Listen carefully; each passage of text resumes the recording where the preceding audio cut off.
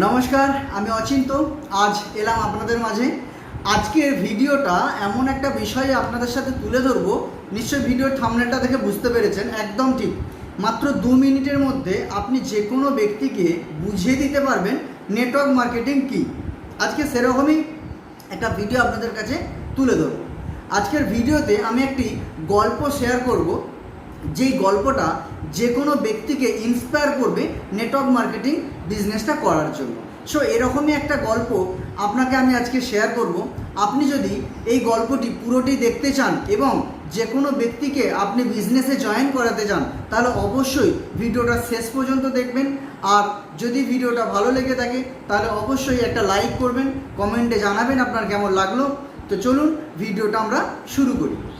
আজকের ভিডিওতে আমি যেই ব্যক্তির গল্প আপনাদেরকে শোনাবো, তিনি কিন্তু কোনো অপরিচিত ব্যক্তি নয় এবং তেনাকে গোটা পৃথিবীর সকলেই চেনেন, আপনিও তাকে চেনেন। সেরকমই একজন ব্যক্তির জীবন কাহিনী বা গল্প আমি আপনাকে আজকে তুলে ধরব, যেই গল্পের মাধ্যমে নেটওয়ার্ক মার্কেটিংয়ের বিষয়েতে একটা স্বচ্ছ ধারণা আপনার কাছে এবং আপনার নতুন ব্যক্তি বা নতুন প্রসপেক্টের কাছে পরিষ্কার হয়ে দাঁড়াবে। সেরকমই একটা গল্প আপনাদের কাছে আমি তুলে ধরব। সেই পরিচিতি ব্যক্তি তিনি আর কেউ নন, তিনি আমাদের প্রত্যেকের ভালোবাসার ব্যক্তি। তিনি হলেন ধীরুভাই আম্বানি। ধীরুভাই আম্বানিকে আমরা সকলেই চিনি। তিনি তার কর্মজীবনের শুরুতে তিনি কিন্তু একটা পেট্রোল পাম্পে পেট্রোল দেওয়ার কাজ করতেন, এটা আমরা সকলেই জানি। তো আমরা আজকে সেই গল্পটাই আজকে আপনার কাছে তুলে ধরব। তিনি যখন প্রথম জীবনে পেট্রোল পাম্পে পেট্রোল দেওয়ার কাজ করতেন, সেই সময় তিনি সবসময়ের জন্যই মাথার মধ্যে একটা ভাবনা চিন্তা রাখতেন, একটা বড় চিন্তা ভাবনা রাখতেন।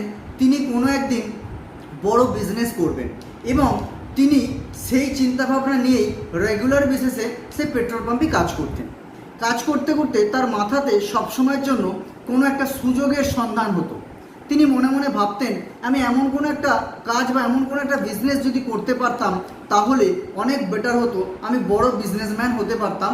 এই মাইন্ডসেটের ওপর দাঁড়িয়ে তিনি সুযোগের সন্ধানী হতে থাকেন এবং একটু একটু করে তিনি পেট্রোল পাম্পে কাজ করতে করতে হঠাৎ একদিন দেখেন একজন খেলনা বিক্রেতা তার কয়েকটা খেলনা নিয়ে পেট্রোল পাম্পে এসে খেলনা বিক্রি করছে। কাদেরকে না, যারা পেট্রোল পাম্পে গাড়িতে তেল ভরতে আসেন সেরকম ব্যক্তিদেরকে তিনি কিন্তু খেলনা বিক্রি করেন। তো একদিন ধীরুভাই আম্বানি সেই খেলনা বিক্রেতার কাছে গিয়ে জিজ্ঞাসা করলেন বিক্রেতাকে, দাদা আপনার খেলনার দাম কত? উনি বললেন 100 টাকা পিস। তো তখন উনি বললেন, ধীরুভাই আম্বানি বললেন যে না না, আমি আপনার থেকে খেলনা কিনবো না, আমি আপনার মতো খেলনা বিক্রি করব। সেই জন্য আমি আপনাকে দাম জিজ্ঞাসা করছি, কারণ আমার 5টা পর্যন্ত ডিউটি থাকে, 5টা থেকে 8টা আমি এই 3 ঘন্টা সময় আমি একটা বিজনেস করতে চাই।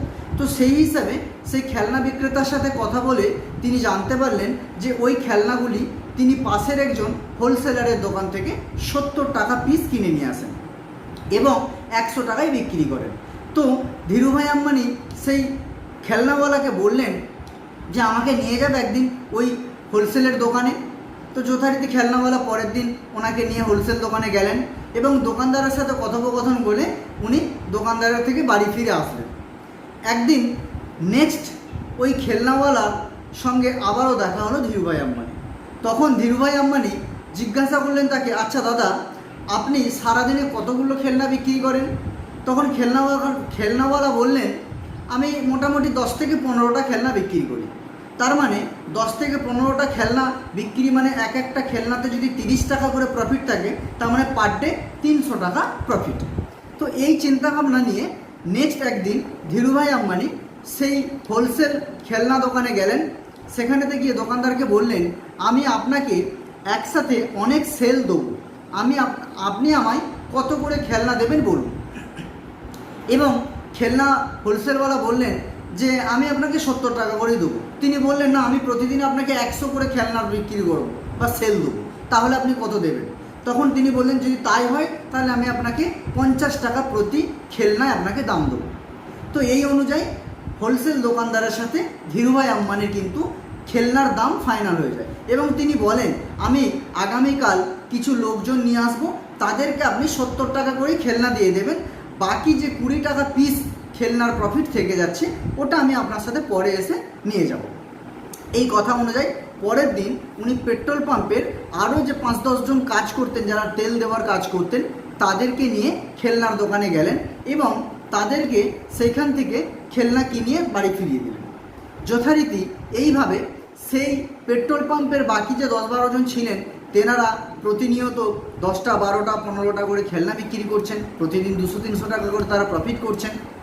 কিন্তু এখানেতে ধীরুভাই আম্বানি কী করলেন দেখুন, তিনি শুধুমাত্র একটা কমিউনিকেশন করে দেওয়ার কারণে ধীরুভাই আম্বানি প্রতিদিনের ইনকাম ছিল, আপনি হিসাব করে দেখুন, 50 টাকায় তেনার সঙ্গে চুক্তি, 70 টাকায় বিক্রি, তার মানে পার পিস 20 টাকা। 20 টাকা করে যদি প্রতিদিন 100 পিস খেলনা বিক্রি হয়, তার মানে তার প্রতিদিনের ইনকাম শুরু হলো কিন্তু 2000 টাকা।